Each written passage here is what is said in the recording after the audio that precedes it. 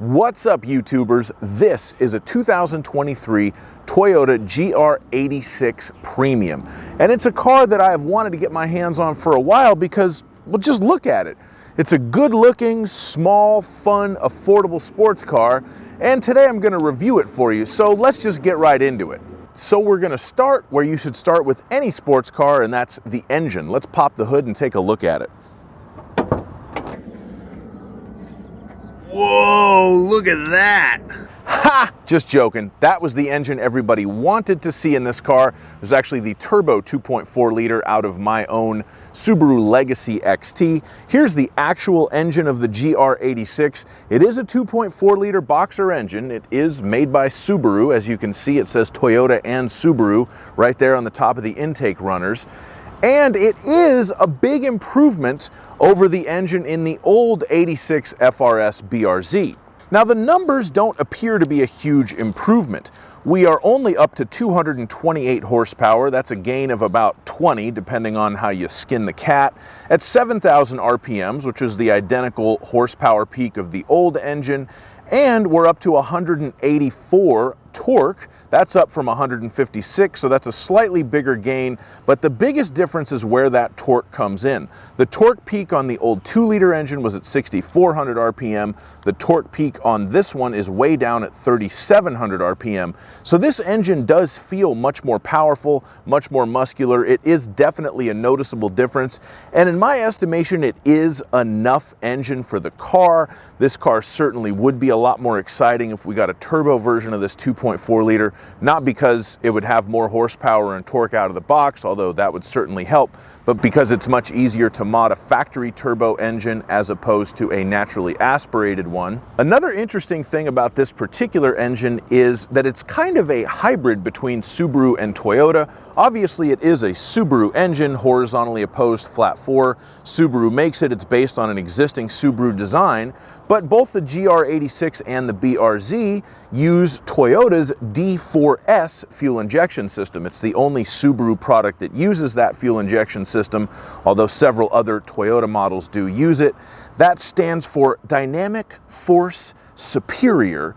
And essentially, this engine has direct fuel injection and port fuel injection.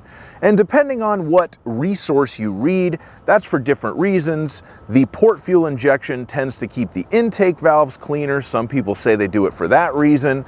Other people say it's because it gives the car increased drivability. It uses the port fuel injection at lower RPMs and lighter loads, the direct fuel injection at heavier loads, and a blend of the two at various times to give you the best throttle response, the lowest emissions, and the best fuel economy. It's probably a combination of all of those things, but it is an interesting factoid, and that's why all of these cars say Toyota and Subaru right there on the top. At least they're not trying to hide that fact from you. Now, as long as we're talking about the engine, let's talk about the transmission. And this particular GR86 Premium is equipped with the 6-speed automatic. And I can hear the groans through the screen already of some of you being disappointed that this car is not a manual transmission. And yes, this car definitely would be more fun with a manual transmission, but there are some advantages to having the automatic in it. The big one to me is that you do get a nice suite of active safety features, things like emergency braking, collision throttle management, adaptive cruise control. That's all based on Subaru's EyeSight system. That's those 2 cameras that you can see inside of the windshield on either side of the rear view mirror. If you ever see one of these rolling down the road and it has those 2 cameras on this current body style, you'll know that that person is driving the automatic. One other advantage you get with the automatic is that you do get better fuel economy. The manual is rated at 20 miles per gallon in the city, 27 on the highway. The automatic gains you 1 mile per gallon in the city, but it goes all the way up to 31 on the highway. So you definitely gain some miles per gallon with the automatic. But of course, you lose a little bit of speed. The 0 to 60 is 6.1 seconds for the stick shift, 6.6 for the auto, and the top speed's 140 for the stick and 134 for the automatic, all according to Toyota's website. Now, when you upgrade to the Premium as opposed to the base GR86, you do get a couple of nice features on the exterior. I like the black finished wheels that we have here, and the ducktail rear spoiler looks pretty cool too. I also like the way that the lighting on this car looks, the LED running lights in the front. the taillights, that all looks pretty good to me. It looks sporty. I do wish that the taillights had that central red bar running across the trunk lid that a lot of cars are adopting these days, but alas, since this thing is a Subaru at heart, Subaru didn't put enough effort into that, which is kind of par for the course for them. That's not where they focus their efforts. Now we're going to move on to the interior, and it is quite sporty in here.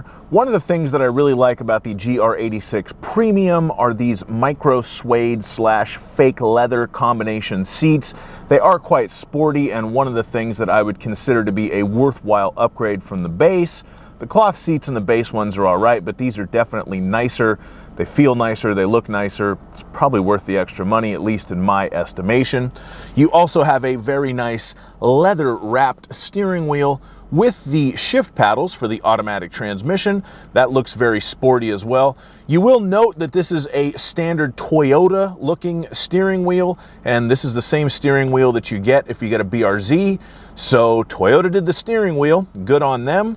Dual zone automatic climate control is standard on all new GR86s, as is Apple CarPlay and Android Auto, but it should be noted that it is not wireless CarPlay and Android Auto. You still have to plug it in.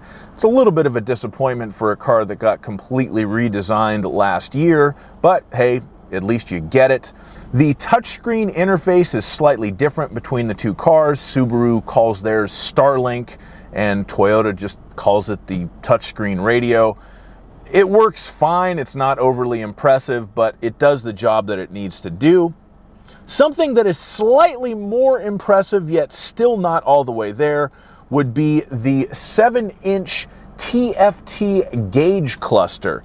Now, I really kind of hone in on these digital gauge clusters because they're becoming so common in new cars. And this one is better than most and worse than most at the same time. Now, the thing I like better and what's really fitting for this car is you have a lot of options to look at different graphics on the screen that show you different information, specifically things like a G meter, a couple of different versions of that. You have a horsepower and torque graphic display, which is pretty cool. You have a lap timer. You have a digital tachometer that changes when you put it in track mode. That's all really cool, but the graphics just look so dated. It feels like I'm playing either Gran Turismo 2 on the PlayStation 1 or Gran Turismo 3 on the PlayStation 2, but either way, either of those games is like more than 20 years old. So I kind of wish it looked a little fancier, used a little bit more color. They really only use red and white in there, except when you have the adaptive cruise control set, then you'll get a little green graphic for the adaptive cruise control. And the little screen to the side of that that shows you the engine water temperature and the fuel gauge, just, it really looks dated, and they could have done better with that. To me, and I just want to make it clear, I've had 6 Subarus. I've spent a lot of time around the Subaru brand. This screen kind of reeks of Subaru. Toyota told them probably it needs to have a digital gauge cluster, and they were like, okay, we'll see what we can do, because this kind of digital technology stuff is not necessarily their bag.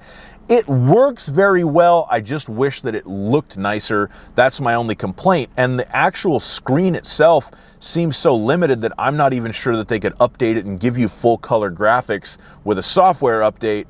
So I don't know, but that's the 7-inch TFT gauge cluster display. Like I said, it works, but it could be better in my opinion. Another weird thing about the interior is they made the turn signals match the old BMW style turn signals, where you bump it up and then the stalk returns to the center position while it's still blinking, and then once you make your turn it may or may not self-cancel. I don't really know why they did that. I'm not sure what the advantage of that is. Even BMW themselves is moving away from that in some of their newer cars, so that was kind of a weird choice. You do get heated seats in the GR86 Premium, which is a nice touch.